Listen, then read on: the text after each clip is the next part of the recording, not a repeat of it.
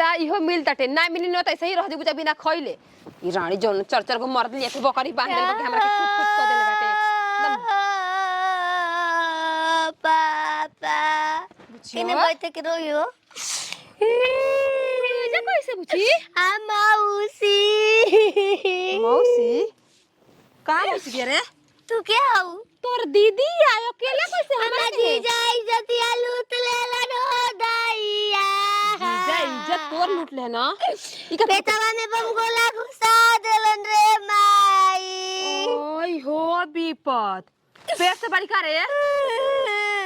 अरे पेट से कैसे हो गईली हो हमरा के कहतून तू मीठा पान लागेलू तू बनारस के दुकान लागेलू तू निक लागेलू तार दीदी निक ना तोर जीजा ऐसे कहले बना हमार बात पर विश्वास तोरा नहीं के होखत ठीक नु मु जाइब रे हेने हाय पेट से कह देल बना सही में बता जीजे घाट के और के रे गोरा मेला दिखावे न हो आ जुतिया बिहान भोला गोरे जे घूमे दशहरा में तो तहार अच्छा तो यही से कहत रहना हां कि रुक रुक साले के घूमले आई मछली तारत रही तो ओइ में हमरो के तार देलन रे दैया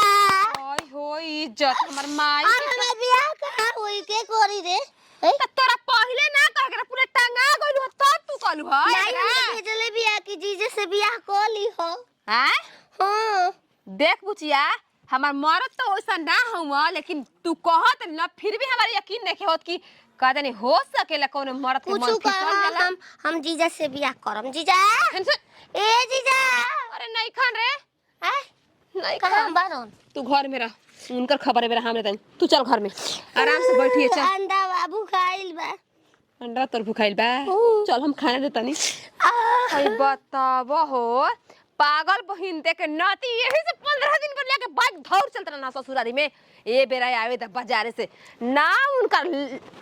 देवता के उतार देनी भूत न त फिर कहलस कि का कहत रही गांव में और कोन ना मिलल है ढील निकाले खातिर हमारे बहिनी मिलल है पागल के देख के फायदा उठेले की होई से करी हम कबो न जानत रहनी पति परमेश्वर मंत्र ने नातिया के सवेरे बिना गोड़ लगल केनियो न जाय देत रहनी आवे त उनकर मुंह मारल जगह जगह के ना छोड़ा देनी न त हमरो नाम सपनवा ना ऊ मारना नतिया कहे लगी तोरा सिवा हम केहू बनाता कि ना हमरा बहिन के पेट से कह देले भाई भगवान गांव के लोग जानी त काता ना थूकी कि अपने जीजा रह के ढीढ़ निकाल देलस तुम खून खौलत है बेरा ए बेरा त ई खून खौलत नु कि भेटा जे यहां पे न त काचा चबा घरम नाती के तुम चियरा दू की मुआ ना ससुरारी के लात लाग गइल ला कहत ने कौन पेड़ा खाए की मिलत कि रोज जाता अरे जब जब लगा मसो ठलाली हो हमरा भैया के साली बड़ा खुश बड़ी का बता हां भैया के साली कहा हां तो भैया के साली हमार साली जब जब लगावा से उठलाली साली कहा का हो गइल बारे हेने जब मुहे मारे के रहला चोच में चोच लड़ाई करला तो औरी कोन गांव मोहल्ला के लड़की नहीं मिलली है सतारा के कोनो कान तोर फूंक देल बिया बेरा कहा का कहीं कौन जड़ी बूटी खा के गोला के ढीर निकलवा देला आज तक हमारे को लेके फेंकना भइने सो के कर ढेर के कर पेट निकलल बा हमके सब ये तो हमार विश्वास ना होत लेकिन तू ऐसे कर देबा लेकिन आज हमारा तो बुझाते नहीं कि हमार मेरा रुइया की दूसरा के आज तो तोहर ई हाल करम कि दोबारा ससुरारी के ना हो का गइल बा ना देबो ससुरारी हमरा बहिन के पेट से कह के तारा का मिलल हटे है तोर पगली बहिनिया के हां जौना देने हम ताके ना कबो भुलाइयो के अच्छा हमारा मुंह पे कहल के पोटा नेटा चुइले रहले ताके के ना मन करला आ जाके करेल बड़ा आ हिमाई जा कोनो दूसर उनके छड़खानी क दाना सब पेट से हो गेलिया का आइल बड़ी का ए भगवान ना विश्वास लगी तू ऐसे करत हो के लेकिन आज हमर दम तलाक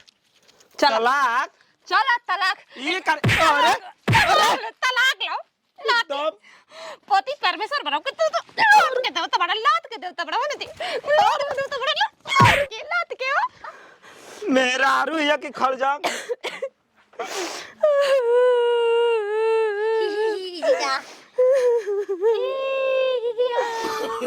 ये साली No. कोनी बड़ा मुंह है गर्मी होगा दा हो भतीजा बोले कहां चल भतीजा करे केने चुप केने पेट मारे केने पेट मारे सारा चलते ए यारो विश्वास नहीं के प्यार में मोहब्बत बा साया जन्म के रिश्ता निभाओ तो रुजाई है हो ए जीजा जीत गई नी ए साली मुगरा बनी आज मुर्गा ना हाँ। खसियो बनी कहबू त काहे? बाकी अब तोहरे के राखब सच्ची हां ए पूछिए देख जब झगड़े मर्द मेहरान में कराए तो कुछ और ही बात कर हम ना करे लाई झगड़ा जीजा बोल रहा ना कि ए साली तहा दीदी हमरा के जी छोड़ के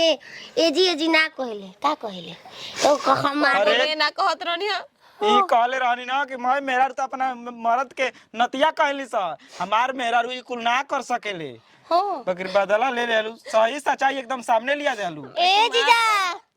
इंडिया के कोनो में हारू अब माफ ऐसा ही ना होई। होगा। बता बोरे बिस्तर भात जल पान भात खबर ना जाइए रे ए साली आय? I love you I love you three के करे से होई तेरी अब ना होई तू करे ला खाइए नहीं को के माफ कर दो हमरे विश्वास ना रहलटे ऐसे मान गई नहीं आई अरे जी के ई का बुची जी का बड़ा। नहीं ले बन्नी प्रणाम जीजा गोला के अरे मौसी जीजा ना रे का कहत होय के मौसी कहतड़ू छिनार भइल बड़ू तू छिना तर माय छिना रे लाड़ी बाबू हो ए साली आ गले छिनार बहिन के लेके घुमा अरे बचिया। दारू रे पागल है का एकदम और खेलवाड़ी भी इतना आवत रहनी बुची जी चल के तू भौजी ना सुनी रवैया कोई नहीं तो सही हो गई ना ये हमनी में अबले तलाक हो गई रही ए भौजी यहाँ के भैया बनी ना इनकरा बिना नहीं खिरा पावत इही से आ ए गई भैया तलाक करवा देले तो बताओ पेट में लुगा लगा के कहती कि जीजा प्रेग्नेंट कइले बना मर्द के कितना मार देले बनी हम ना रखब इनके अब मारबू हो एकरा के मार ना रे सिखाओ तोर बहिन ई भौजी रे दादी छिपकली हमर बहिन ना रही ए साली ना तोरा सगरा बारू नो भैसनियन मोट ए भौजी चलो खा ले जा चलो अबे ले जा चलबा की हम जाई गाड़ी लेके ना नहीं ना चल तो नहीं जा ए महाराज रही जा बाबूजी जी अपन ध्यान रखम जे ठीक बना भौजी हो आवे मत है पगली डागली घर बर्बाद कर दी ना हमार ना ठीक बा खाना ख्याल रखम खाना ना खाती जा ए महाराज पानियो ना पिए नहीं जा हमार भाई के दबंग देख लेला 4 व्हीलर गाड़ी से बहिन जो दबंग बा आय हो पागल बहन के खोजत चलता तोर भाई चल तोरा के घर में बेरा लाते लाते मेरा चल चल लात से मारिया चाहे